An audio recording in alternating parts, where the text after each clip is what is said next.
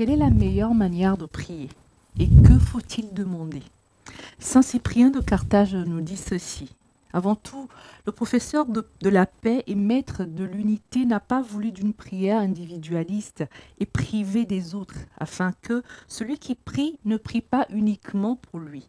Nous ne disons pas en effet « Mon Père qui est dans les cieux », ni « Mon pain, donne-le-moi aujourd'hui ». Celui qui demande remise d'une dette ne demande pas pour sa seule dette. Il ne prie pas non plus pour lui seul lorsqu'il s'agit de n'être pas conduit en tentation et d'être délivré du mal. Amis téléspectateurs de la SMA Togo TV, bonjour et bienvenue à ce nouveau numéro de Dies Domini, loué soit Jésus-Christ. Nous sommes au 17e dimanche du temps ordinaire de l'année C et en ce 17e dimanche, l'Église nous invite à méditer l'Évangile selon Saint Luc au chapitre 11 du premier verset au 13e. Et pour les commentaires de ce jour, je reçois le Père Edéou Roger, il est SVJ en mission. Bonjour mon Père. Bonjour. Vous allez bien? Très bien. Bienvenue sur le plateau de Dies Domini, c'est un grand plaisir pour nous de vous recevoir. Je suis vraiment ravi de cette invitation. Et nous espérons que ce n'est pas la seule fois et qu'il y aura des prochaines fois. Je l'espère aussi. Même si ce sera en ligne. Hein. D'accord. Alors mon Père, je vais vous inviter à nous lire l'évangile de ce dimanche et juste après, nous enchaînerons avec les questions. Évangile de Jésus-Christ selon Saint Luc. Il arriva que Jésus, en un certain lieu, était en prière. Quand il eut terminé, l'un de ses disciples lui demanda « Seigneur, apprends-nous à prier, comme Jean le Baptiste, lui aussi, l'a appris à ses disciples. » Il leur répondit « Quand vous priez, dites « Père, que ton nom soit sanctifié, que ton règne vienne. » Donne-nous le pain dont nous avons besoin pour chaque jour.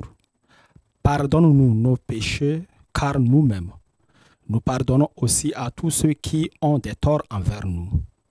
Et ne nous laisse pas entrer en tentation. Jésus leur dit encore, imaginez que l'un de vous ait un ami et aille le trouver au milieu de la nuit pour lui demander, mon ami, prête-moi 3 pains. Car un de mes amis est arrivé de voyage chez moi et je n'ai rien à lui offrir.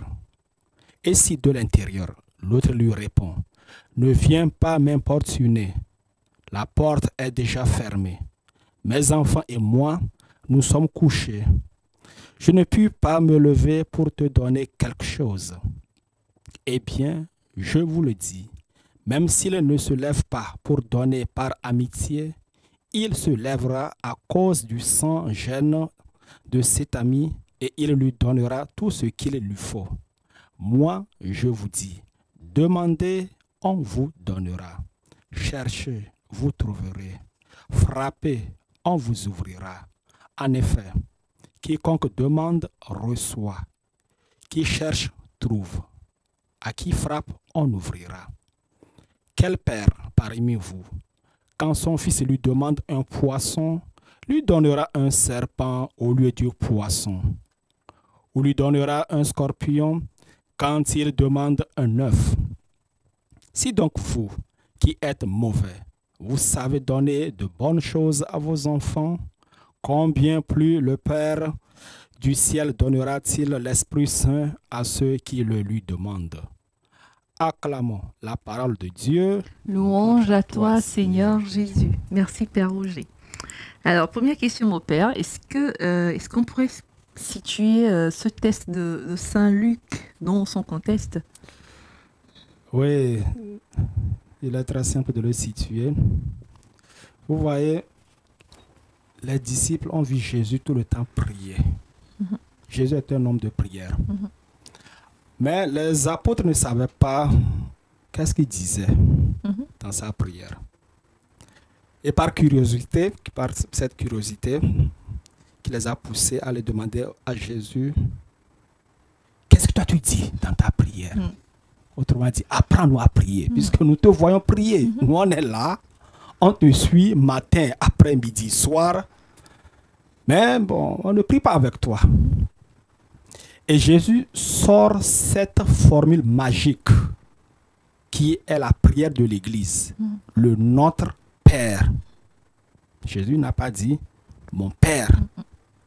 Il voudrait dire par cette prière que pour tout chrétien, Dieu est le Père de tous.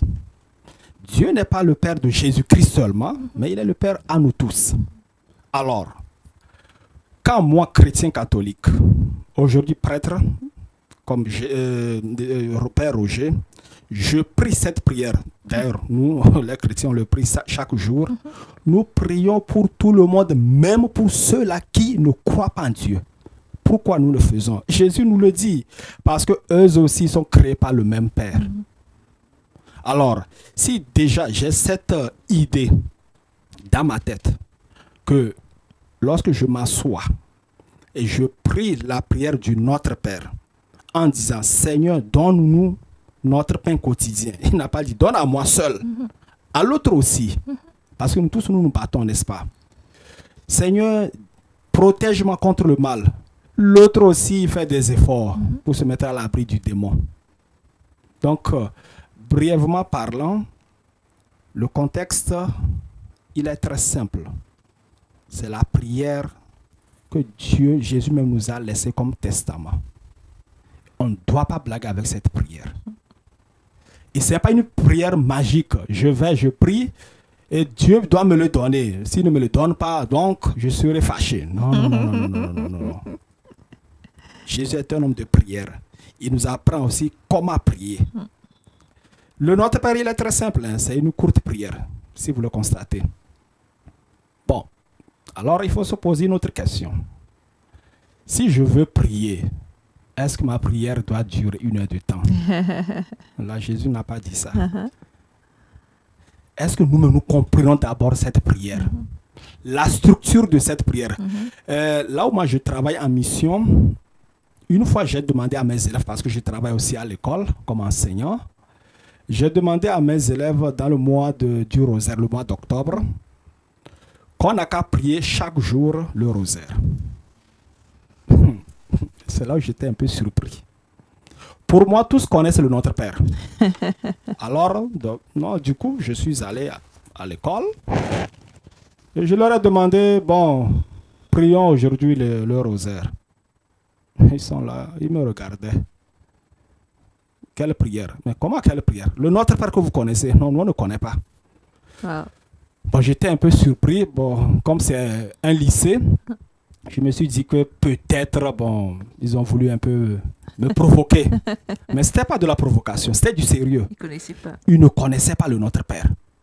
Le Notre Père que Jésus nous a appris, que chaque enfant qui se prépare à la première communion devrait connaître par cœur, ces élèves, déjà en classe de terminale, ne connaissent pas la prière. Alors qu'est-ce qu'il faut faire? Il faut reprendre la catéchèse à zéro. Et j'étais obligé maintenant d'imprimer cette prière du Notre Père. Également, le Je vous salue Marie. Scinder la prière.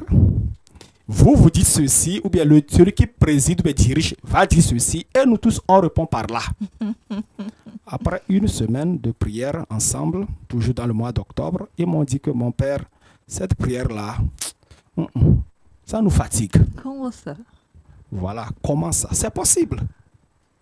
Du moment que nous ne prions pas, alors quand on va pour prier à l'église, on est là comme si on était des étrangers. On ne comprend rien. Cette prière, elle est bien divisée en 2 parties. Et c'est là où j'ai reçu aussi l'idée qu'il faudrait leur faire comprendre ce que c'est que le Notre Père. Alors, le thème de leçon qui était prévu, j'étais obligé de le changer. De reprendre à zéro. Parce qu'il ne sert à rien de suivre le programme quand je sais que les élèves... La base même n'est pas acquise. Ils ne me comprennent pas. Et très souvent, j'ai des cours avec certains élèves après 16 heures. En Europe, mois d'octobre, novembre, décembre, déjà à partir de 16 heures, il fait sombre. Et ils sont là et on se regarde. Donc, alors là, il faut se poser des questions comme missionnaire. Pour que les élèves ne fuient pas mes cours, Donc, je dois essayer de trouver une méthode pour pouvoir les capter. Alors, leur expliquer chaque partie de cette prière du Notre Père. Lorsqu'ils ont compris ce que c'est que le Notre Père, une année après, je n'ai pas eu de problème avec eux. Mais j'ai eu des problèmes avec les nouveaux qui sont arrivés. Donc, il faudrait recommencer. Il faudrait recommencer avec eux. Donc, chaque année, j'ai ce même problème. Donc, moi, à un moment donné, j'étais tellement habitué avec cette prière du Notre Père que lorsque je la récite, je pense aussi à tous ceux-là qui ne croient pas en Dieu. C'est des gens que nous rencontrons tous les jours, même dans nos propres familles. Ils sont là. Bien sûr. Ils sont là, ils disent, bon, ta prière là, ben, tu déranges les gens. Mais mon père, je ne vous coupe pas, mais même ceux qui croient, des chrétiens, ne comprennent pas forcément le Notre Père, le contenu. Ils récitent comme ça à l'église, mais on va en venir plus loin, on va en venir pour qu'on puisse peut-être aller vraiment dans le contenu du Notre Père, ce que ça veut dire réellement cette prière-là. Très bien. Alors, je voudrais citer un verset qu'on a lu tout à l'heure. Le texte nous dit: il arriva que Jésus, en un certain lieu, était en prière. Et vous venez de le dire aussi, Jésus, c'est un homme de prière. Il était tout le temps en prière. Alors, chose curieuse, mon père, Jésus, il est Dieu. Pourquoi il prie encore? Très bien. Pourquoi est-ce qu'il prie? Moi, je suis de la congrégation SV dissociée du Verbe divin. Verbe incarné, c'était ça le premier nom de notre congrégation. Et maintenant, c'est associé du Verbe divin. Jésus, le Verbe s'est fait chair. Il a vécu parmi nous comme un être humain. On ne le voit pas comme Dieu. C'est maintenant nous là, quand nous lisons, on a tout le contenu, on comprend que bon, il y a le carême, après tout c'est Pâques. Eux, ils ne comprenaient rien. Ils attendaient toujours le Messie. Très bien. On voit Jésus tout le temps en prière. D'abord, souvenez-vous, Jésus, avant de choisir les 12 apôtres, il a prié. Il ne s'est pas levé comme ça pour aller dire que, hey, toi là, viens. Même quand il a vu Matthieu et Lévi, il dit, suis-moi. Là-bas aussi, le regard de Jésus était un peu provoquant. Soit Lévi, Matthieu, n'est-ce pas, va se lever pour le suivre. Il va où? Tu connais la personne. De nos jours, au XXIe siècle, il faudrait que je te connaisse. Je ne te connais pas, je ne vais pas te suivre. On va où eux-mêmes? On va où? Bon. Et après tout, les deux apôtres, les apôtres qui ont suivi aussi Jésus, n'est-ce pas?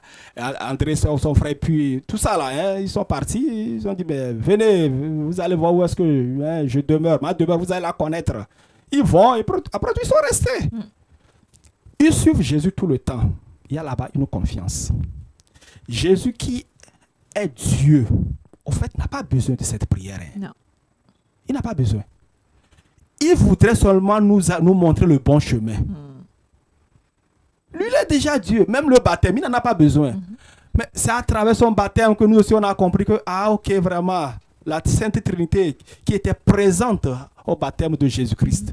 Et les gens ont compris. Ah là, celui-là, vraiment, il est Dieu. Mais toi aussi, chaque fois que nous baptisons, nous les prêtres, nous baptisons les chrétiens, c'est la Sainte Trinité qui se manifeste. Parce que lorsqu'on me donne l'enfant, ou bien la personne adulte, je baptise au nom du Père et du Fils et du Saint-Esprit. C'est la Sainte Trinité. Très bien. Alors, Jésus, lui, il était en prière. Les apôtres le voyaient tout le temps prier. Et finalement, ils se sont approchés. Jésus n'a pas besoin de ça. Mais puisque lui-même veut nous montrer le bon chemin, puisqu'il veut nous manifester le Père, il a commencé lui-même par vivre cette relation de père à fils, n'est-ce pas? Donc, si moi, chrétien, je crois vraiment en Dieu, la première des choses que je devrais faire au réveil, c'est la prière. Je me souviens, une fois, là, je regardais une messe diffusée sur la page Facebook de la Radio Maria Togo, lorsque Monseigneur Jacques Longa, l'évêque du diocèse de Kara, qui à l'époque fut mon recteur au grand séminaire lorsque j'étais encore en formation, il a dit quelque chose qui m'a vraiment touché, moi personnellement comme prêtre. Lorsque nous nous levons du lit, qu'est-ce que nous faisons d'abord? Bon, d'abord il faut éteindre le réveil parce que le réveil a sonné. Après, curiosité, quels sont les messages? Prends le téléphone. Voilà. Mais il a dit, tu éteins ton réveil, Mets-toi en prière. Dis merci à Dieu pour ce jour. Ensuite, prends ton téléphone, regarde les messages. Les messages là sont là. Et moi aussi, très souvent, lorsque je me réveille, j'ai cette tentation-là de prendre mon téléphone et de lire les messages qui sont arrivés. Parce que là où moi je travaille, il y a 2 heures d'écart. Donc, je regarde qui m'a écrit dans la nuit profonde lorsque je dormais. Est-ce que mon papa, ma maman, mes amis? Et puis, bon, on commence par répondre, et puis, bon, et on se lève. Bon, comme prêtre, je sais que j'aurai le temps pour la prière. Mais le chrétien qui n'est ni prêtre, ni religieux, ni religieuse, devrait commencer par la prière. C'est ça Jésus faisait. Chaque décision, chaque jour, il priait. Nous aussi, avant de nous rendre au travail, on devrait prier. Et non se lever seulement, on fait le signe de croix. Parfois même, quand je vois les gens faire le signe de la croix, je me demande c'est quel type de croix. Eux-mêmes, ils coupent la croix, ils font comme ça et puis c'est fini. On doit prendre au moins le temps, même si c'est 10 minutes. Parce que Dieu nous donne 24 heures. C'est ça la durée d'une journée. 24 heures. Mais de ces 24 heures, donner 10 minutes à Dieu, mais quand même, c'est pas aussi mauvais que ça. C'est vrai. Donc, on a perdu l'habitude. Voilà. On oublie parce que le monde, bon, génération Android. On va trop vite. Oui, trop vite. Après tout, on n'a pas le temps. On n'a pas le temps. Mais je peux vous assurer que nous avons du temps. Bien sûr. Là où moi je travaille, très souvent mes élèves me posent la question, mon père, quand est-ce que vous avez du temps pour vous-même? J'ai du temps pour moi-même après 19 heures. Parce qu'il y a l'école, tout le temps, il y a la prière, il y a la vie communautaire, comme puisque je suis un religieux. Il y a aussi la permanence au bureau paroissial. Il y a aussi la paroisse, confession. Bon, là-bas, chaque jour, nous avons confession. Même si personne ne viendrait, on ne sait pas, il faut s'asseoir pour les attendre. Parce que quelqu'un pourrait venir dire, ben, est-ce qu'il y a le prêtre pour faire la confession? On ne sait jamais. Mais les gens viennent. Donc, il y a toujours ce temps. Après 19 heures, c'est mon temps personnel. Pendant ce temps, je sors, j'aime beaucoup marcher, je sors pour prier le chapelet. Donc, c'est à nous de voir. Soit le matin, je vais trouver ces 10 minutes pour Dieu, soit dans l'après-midi ou bien dans la soirée. Voilà. Donc, si nous voulons suivre le Jésus-Christ qui trouve un moment de prière, même un endroit de prière, très bien. C'est à moi de voir, soit dans ma chambre à coucher, je vais trouver ce moment de prière, soit sur ma terrasse, soit je ne sais pas quoi. Non, si quelqu'un va au travail à moto, il monte sur sa moto, il va sacrifier 5-10 minutes pour la prière, et puis on part au travail. C'est à nous de décider si on veut faire comme Jésus-Christ, parce que lui nous a montré le chemin. Très bien. Merci Père Roger. Alors, il y a une autre chose curieuse pour moi. Normalement, tout juif adulte est censé savoir prier, depuis l'enfance d'ailleurs. Mais on voit les adultes, les disciples qui demandent au Seigneur, apprends-nous à prier comme Jean le Baptiste, lui aussi l'a appris à ses disciples. Alors, est-ce que c'est juste pour faire comme les autres disciples de Jean-Baptiste, ou c'est parce qu'ils ne savaient pas réellement prier, ou comme l'a dit au début, ils étaient curieux de savoir ce que Jésus disait, demandait dans ses prières. Pourquoi les disciples qui normalement étaient censés déjà savoir prier, ils étaient des juifs, ils ne vont pas dire qu'ils ne priaient pas, mais pourquoi ils demandent encore à Jésus de leur apprendre à prier? Oui, ça c'est une bonne question. Les disciples, voilà, c'est des juifs. Ils priaient aussi, n'est-ce pas? Peut-être que ça, c'est lorsque j'ai lu le texte, moi aussi je me suis posé cette question. Je pense qu'ils étaient plus curieux de savoir quel est ce type de prière que Jésus faisait. Les Juifs, quand il y a les synagogues, ils vont y prier. Et puis, ils connaissent bien la Torah, l'Ancien Testament. Bon. Et c'est tout. Bon, il y a aussi d'autres prescriptions qui sont là. Il faut vivre comme ça. Mais Jésus est venu avec un mécanisme nouveau, un esprit nouveau. Donc, ça a tout bouleversé. Bon, puisque ça a tout bouleversé, apprends-nous donc à prier comme tu sais le faire. Puisque nous, on priait comme ça. Mais toi, on te voit seul. On te suit. Et bon, nous prions avec toi, mais il y a quelque chose encore de plus que tu connais et nous voudrions que tu partages ça avec nous. Et il a partagé ça avec eux. Et c'est très simple. Donc, les Juifs, les apôtres qui sont des Juifs savaient aussi bien prier, mais ils étaient aussi très curieux. Et comme Jésus, c'est lui, c'est leur maître, bon, puisque chez les Juifs, toujours, il y a un disciple, il y a le maître et le disciple. Le disciple, à un moment donné, va s'approcher de son maître pour lui dire, bon, aide-moi à faire ceci, à faire cela, n'est-ce pas? Donc, c'est la même chose ici, le même scénario. Ils se sont approchés. Bon, comme tu es là, changer tout là. Bon, ok, donc donne-nous un peu voilà, les recettes pour qu'on puisse aussi se développer comme toi. Comme toi. Et il leur a donné. C'est ça, justement, la suite, on la connaît. Jésus qui apprend cette belle prière à ses disciples.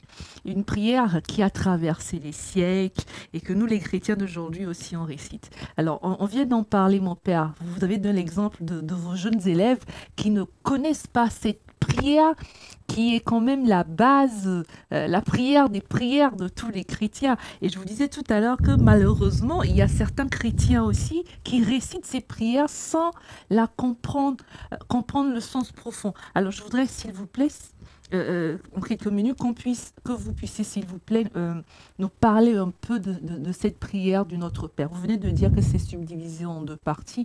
Est-ce qu'on peut savoir les deux parties, ça parle concrètement de quoi?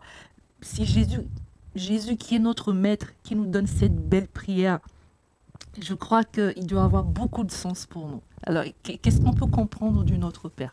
Ok, dans cette version de Saint Luc, Jésus dit bien ceci: Père, que ton nom soit sanctifié, que ton règne vienne. Ça, c'est la première partie.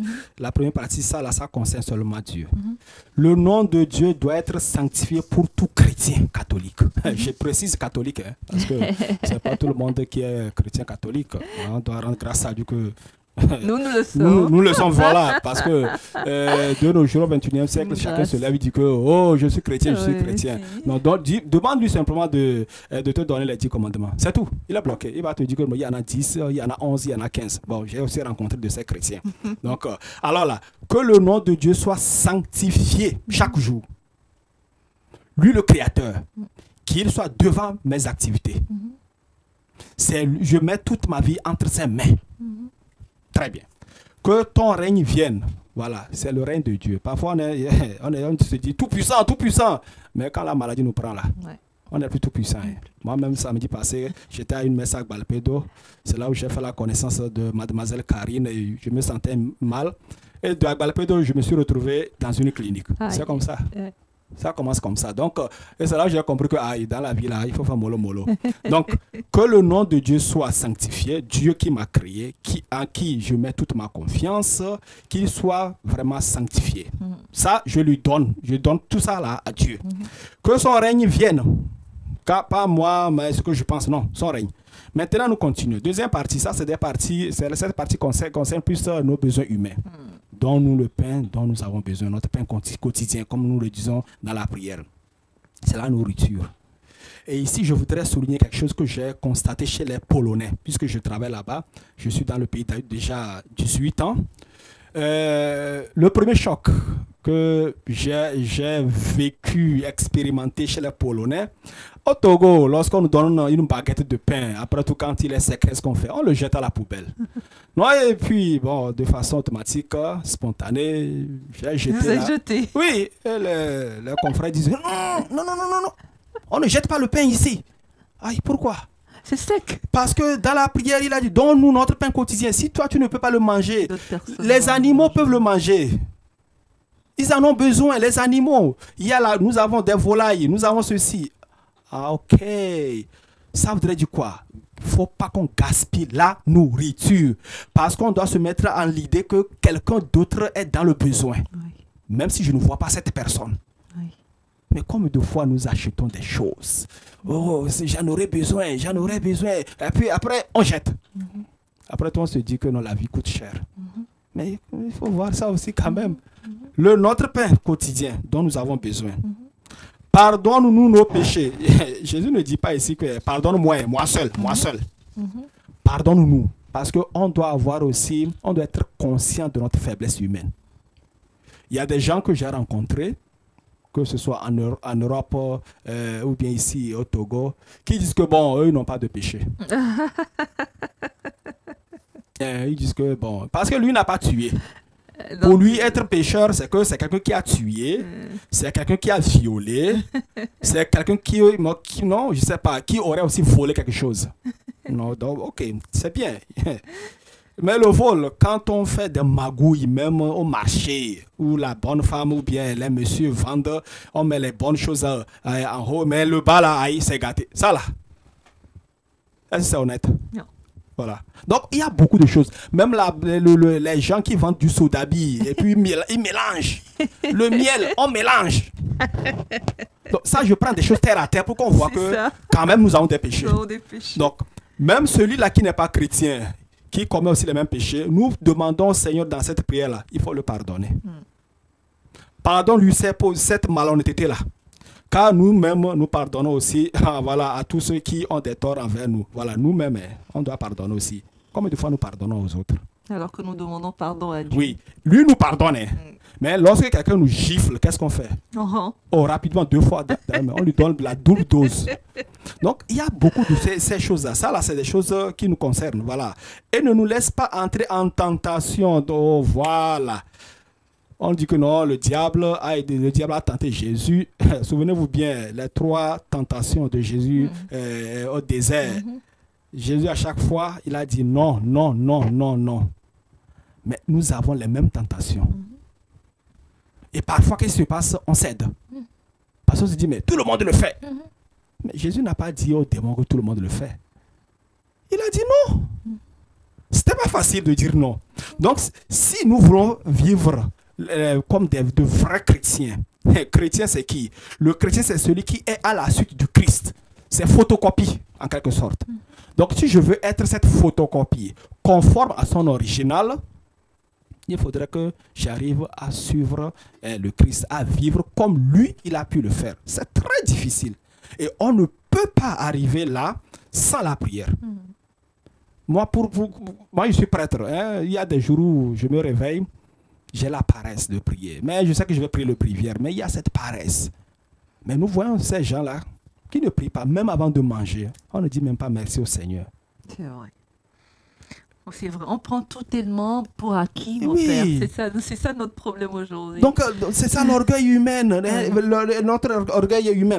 Tentation, c'est qu'on oublie que tout ce que nous avons là, c'est Dieu qui me l'a donné. Si aujourd'hui, ma maman a pu préparer la pâte avec adémé ou bien bouma, ou bien nyanto, ça là, ou bien le haricot, ça là, ça vient de Dieu. On doit dire merci au Seigneur. Mais bon, on oublie, on ne fait même pas le signe de la croix. Il n'y a pas de prière.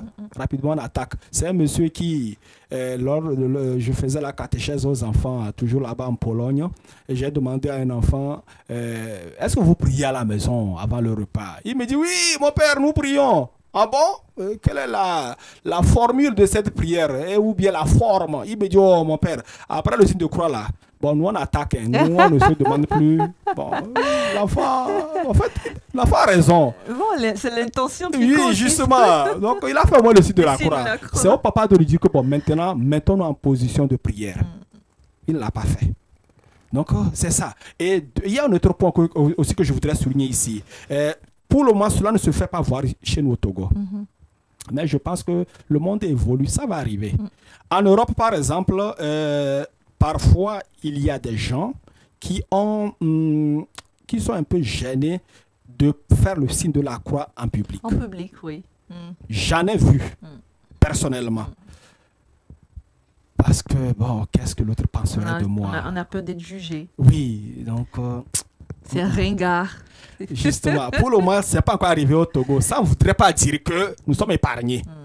Pourquoi? Parce qu'il y a beaucoup de Togolais aussi qui vivent en Europe, aux États-Unis. Il y a ce brassage de culture. Un jour arrivera comme ça, et puis eux aussi vont vivre. On va vivre comme ça. Bon, toi, ne nous dérange pas avec ta prière. Là. Toi aussi, de croire là, ça nous dérange. Même les films qui passent à la télé, très souvent, quand je m'assois devant la télé, je vois ce qui se passe.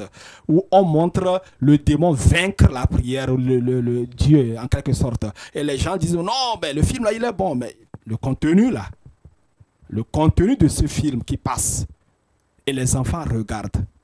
Cette semaine, j'ai regardé un film avec mon neveu et puis avec mon petit frère, on était là. Et le monsieur qui était dans le film, le héros du film, bon, son papa était un homme de prière.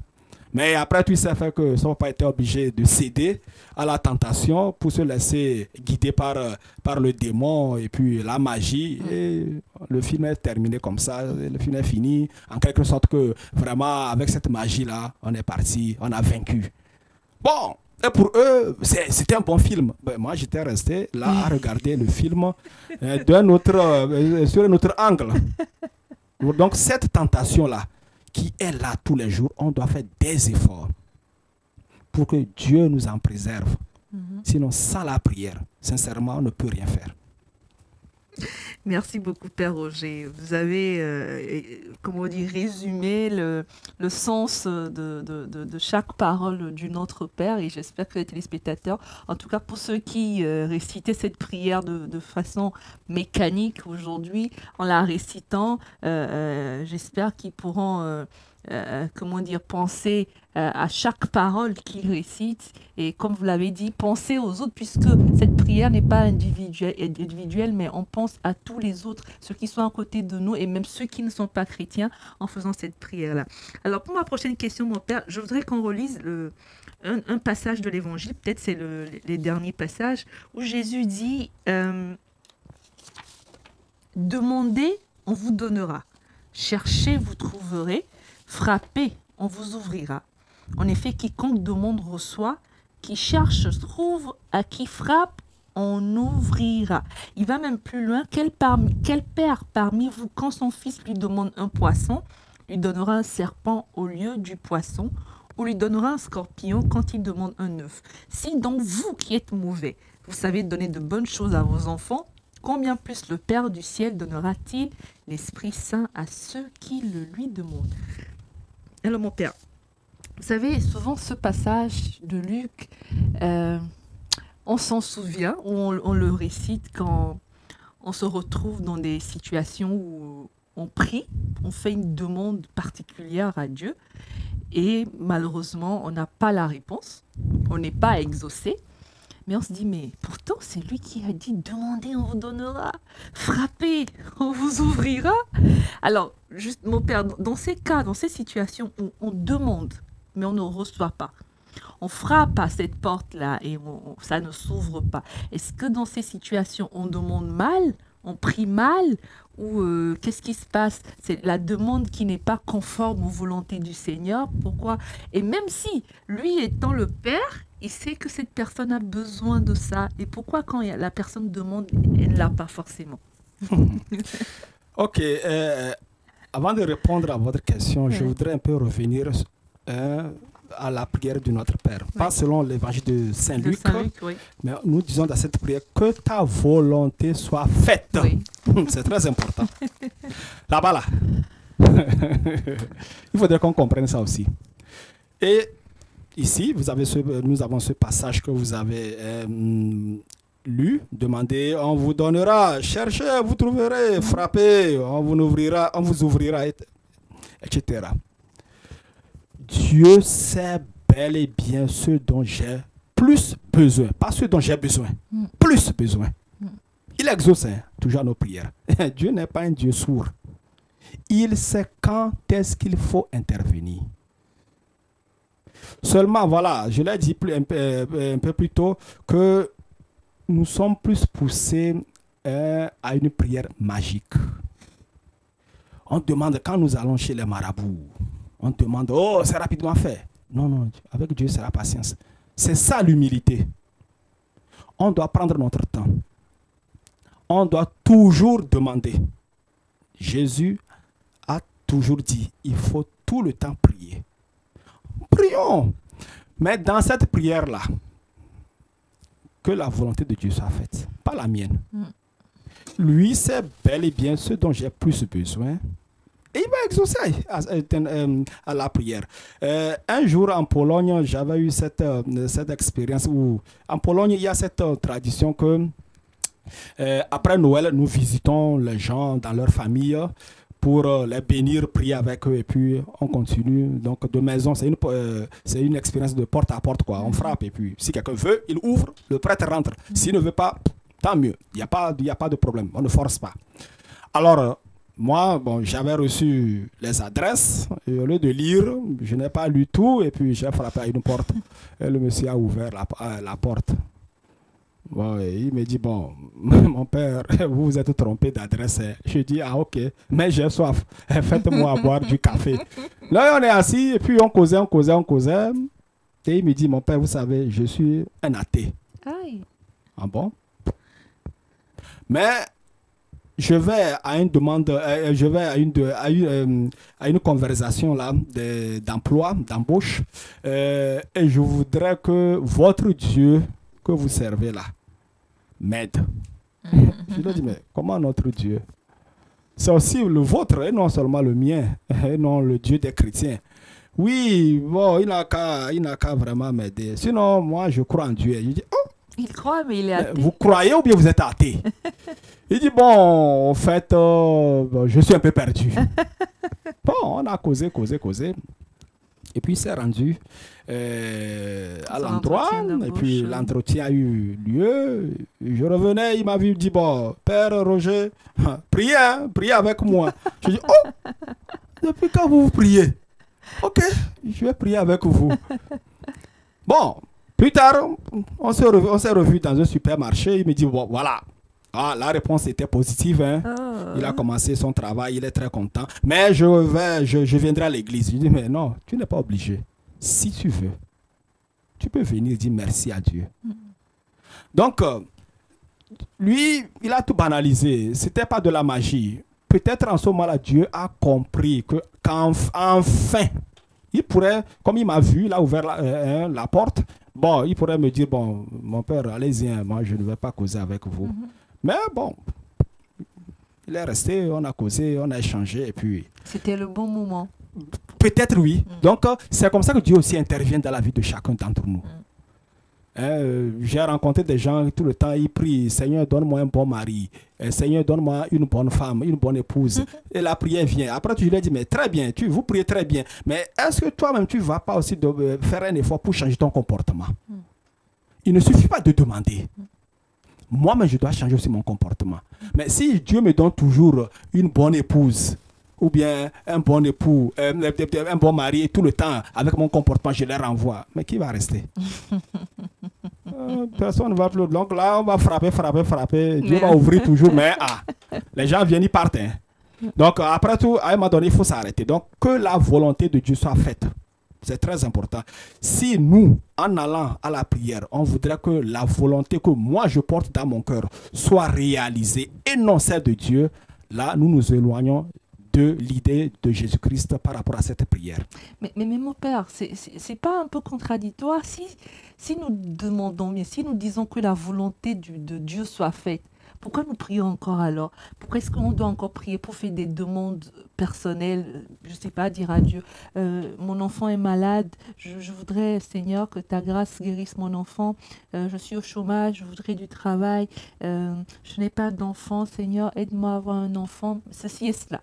Si c'est la volonté, sa volonté qui doit se faire, on ne devrait plus prier. On attend que sa volonté se fasse dans nos vies. On ne doit plus faire des demandes personnelles, sachant qu'au finish, c'est sa volonté qui va se faire. Oui, il faut toujours continuer à prier. Jésus l'a toujours dit. Vous savez, j'ai rencontré des gens qui ont toujours prié. Après tout, eux-mêmes, ils sont tombés dans la dépression parce qu'ils se disent, mais bon, combien de fois ils doivent continuer encore à la prière. Mais ils n'ont pas eu à l'idée qu'ils pourraient adopter un enfant. Mais adopter un enfant, c'est à qui l'enfant après? C'est le vôtre. Ils n'ont pas pensé à ça. Demande d'emploi, tout ça là. Moi, je vais vous dire quelque chose. J'ai rencontré des gens qui souvent me contactent. Ils disent, bon, mon père, bon, on a ce problème-là, aide-nous ici, là-bas, ok. Très bien, il n'y a pas de souci. Bon, viens chez moi à la maison, aide-moi à nettoyer les nacos. Il dit non, que lui, il a la migraine. Comment est-ce qu'on peut t'aider? Or, moi, j'ai posé cette question pour voir s'il est vraiment honnête. Ouais. C'est de la même façon que ça fonctionne avec... Parce que si à l'intérieur, en fait, nous ne voyons pas ce qui est dans le cœur. Hein. Dieu, lui, voit ça.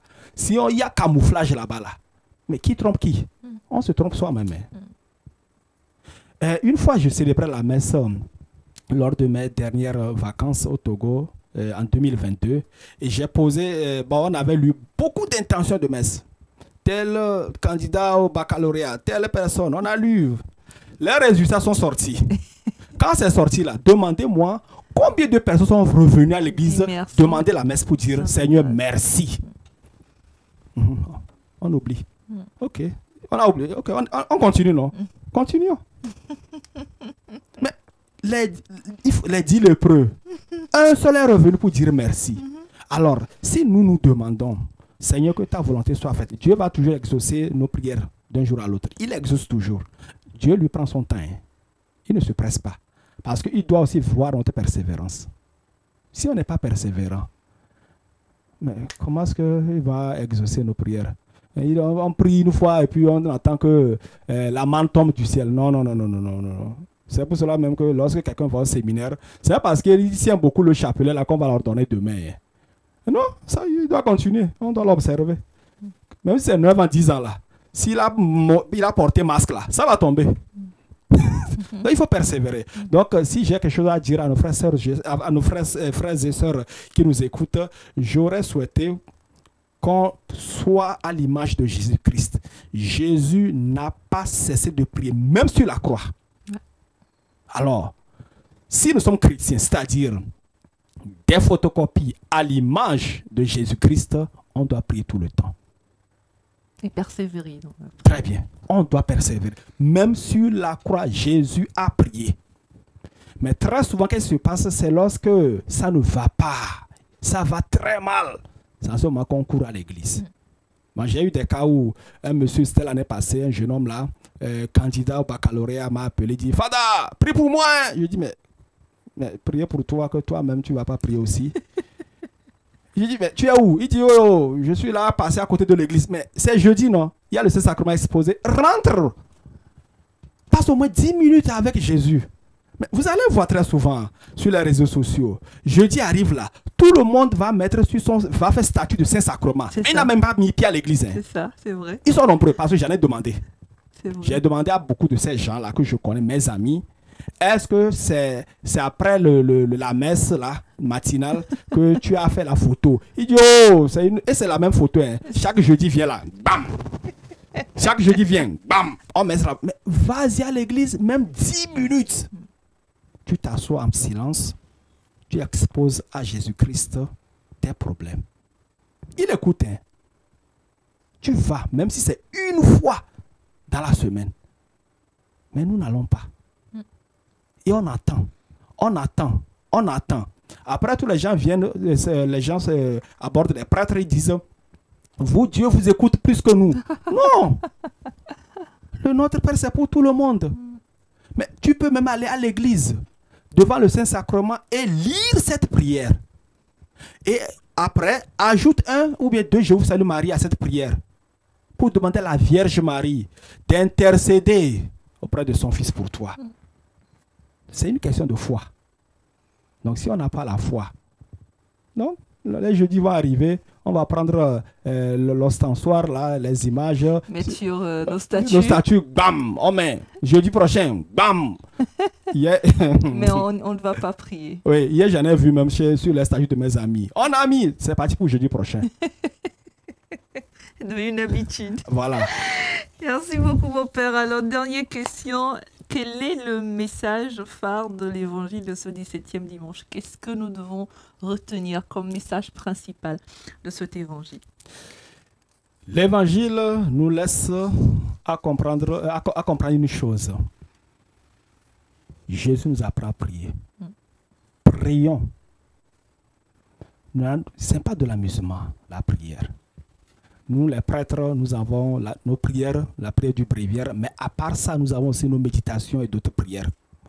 Mais tout chrétien qui vraiment croit en Dieu et veut être à l'image de Jésus-Christ doit aussi apprendre à ouvrir son cœur à Dieu.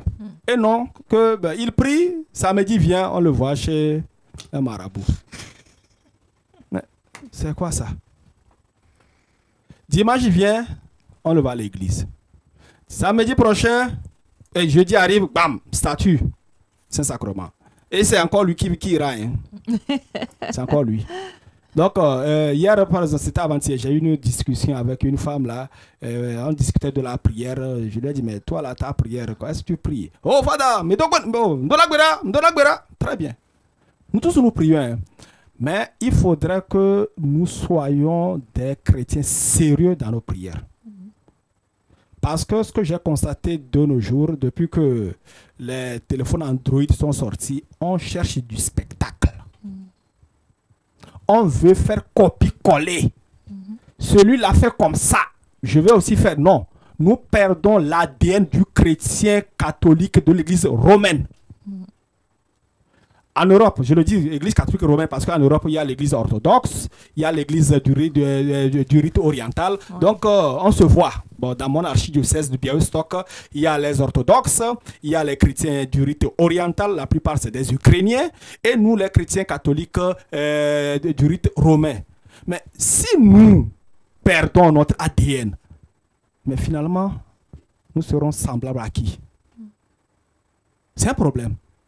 Alors c'est notre prière là, ça. Suivons Jésus-Christ dans sa prière. Prions comme il nous l'a appris. Ne copions personne. C'est parce que le matin, le musulman, lui, là, il fait sa prière comme ça, que moi aussi, je dois faire ma prière de la même façon. Non, non, non, non, non, non. C'est pas la même chose. Non. Nous, on doit se mettre dans la même lignée que Jésus-Christ. Il prie. On trouve aussi un endroit de prière à la maison. On trouve des heures fixes, si c'est possible.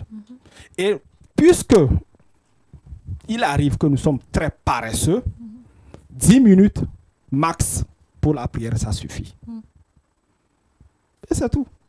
Et puis, trouver à ces 10 minutes-là, on pourrait ajouter aussi 5 minutes de méditation le soir avant de se coucher.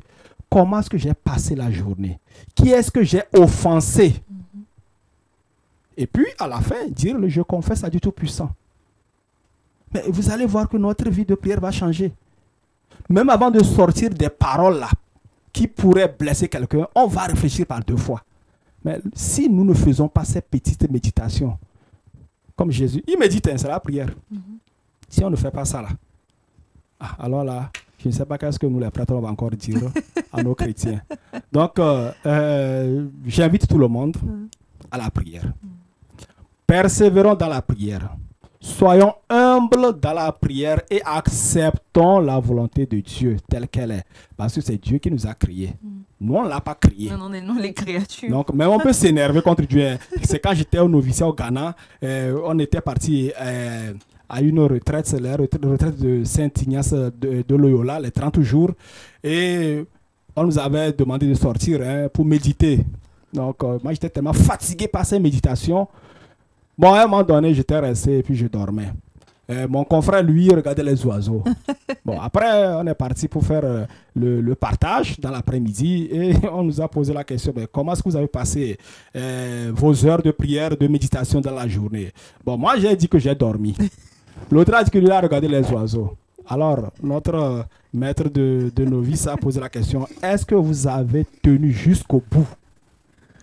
On a dit oui, on a tenu jusqu'au bout. Très bien, c'est ça la persévérance.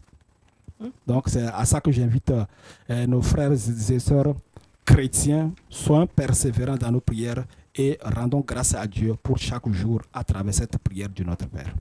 Merci infiniment Père Roger, merci pour d'avoir accepté notre invitation et merci pour les commentaires sur cet évangile du 17e dimanche du temps ordinaire. Merci infiniment à vous. Merci. Et j'espère que c'est la première d'une longue série. En tout cas, on a été vraiment très touchés, on a pris plaisir à échanger avec vous à propos de cet évangile. Merci beaucoup. Merci aussi à vous. Alors, chers amis, aujourd'hui, Jésus en prière nous apprend à prier. Regardons bien ce qu'il enseigne par son attitude. Le Christ éprouve à bien des reprises le besoin de se retrouver face à face avec son Père. Lorsque dans l'évangile d'aujourd'hui, un des disciples, voyant son recueillement, lui demande de leur apprendre à parler avec Dieu, Jésus répond, « Quand vous priez, dites « Père ». Que notre Père, que ton nom soit sanctifié. La prière consiste en une conversation filiale avec ce Père qui nous aime à la folie.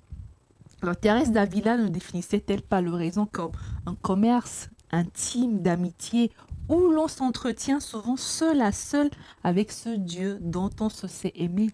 Et Benoît XVI trouve significatif que Luc place le Notre Père dans le contexte de la prière personnelle de Jésus lui-même. Il nous fait ainsi participer à sa prière. Il nous conduit à l'intérieur du dialogue intime de l'amour trinitaire. Il hisse, pour ainsi dire, nos détresses humaines jusqu'au cœur de Dieu. Il est significatif que dans le langage courant, la prière que Jésus-Christ nous a enseignée soit résumée en ces deux seuls mots, Notre Père. La prière chrétienne est éminemment filiale. Dieu Père donne plein de bonnes choses à ses enfants mauvais, nous dit l'Évangile. Mais encore faut-il que les enfants que nous sommes acceptent de recevoir les dons de Dieu. Et s'il ne s'agit pas d'être parfaits pour recevoir ces dons, l'Évangile nous dit que nous sommes mauvais. Il n'y a pas de jugement de morale, mais bien un problème d'accueil de ces dons. Je prie vers Dieu. Il me répond par sa parole. Et je dois répondre par l'accueil de cette parole dans ma vie qui la transforme et me modèle sur le pardon de Dieu lui-même. La prière est donc un vrai échange avec Dieu. Et pour que celle-ci soit efficace, il ne suffit pas de prier, mais bien aussi d'accueillir dans sa vie la parole que Dieu nous donne en retour. Merci de nous avoir suivis. On se retrouve la semaine prochaine pour un nouveau numéro de Dies Domini. Soyez bénis. Au revoir.